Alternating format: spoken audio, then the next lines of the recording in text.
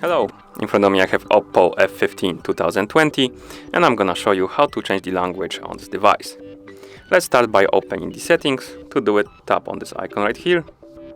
In settings, scroll down, select language and region, then tap on language, and here we have list of languages.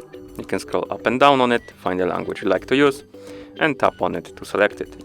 I'm gonna select German, then tap done, and then tap change to German. And as you can see, the language changed. Let's bring it back to English, like this. And you can also change the region, so tap on region and find the region you want to use, for example United States, and the region changed.